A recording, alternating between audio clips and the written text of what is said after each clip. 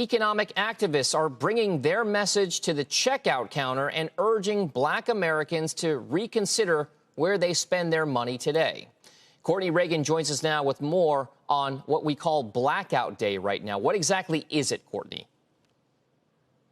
Morning, Dom. So today's Blackout Day. It's a spending movement or non-spending movement, as the case may be, started by an individual named Calvin Martyr. So the campaign urges Black Americans and others not to spend a dollar at a non-Black owned business or brand today. So the goal is to use spending power to grab attention, to increase awareness of the need for equal financial and economic opportunity for the Black community. According to Nielsen, despite making up about 14% of the U.S. population, Black households account for only 10% of total spending, or the equivalent of about $1.4 trillion in 2019. However, purchasing power within the community has gone up about 108% between the year 2000 and 2017. That's more than any other race.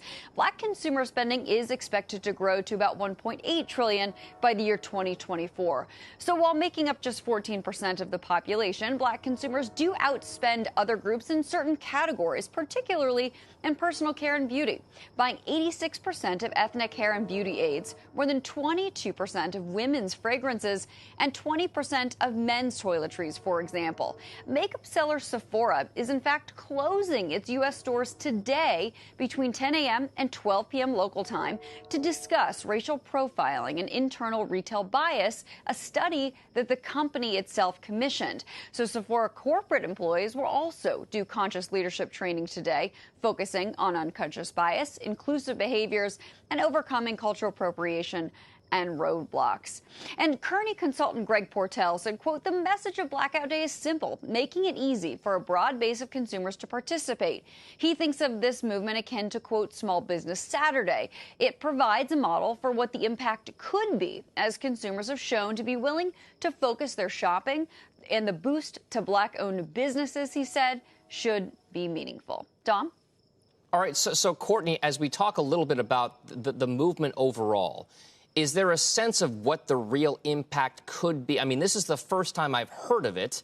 I mean, what kind of traction could we anticipate this time around? You mentioned some companies like Sephora, but just how big of an impact are people kind of guessing at right now?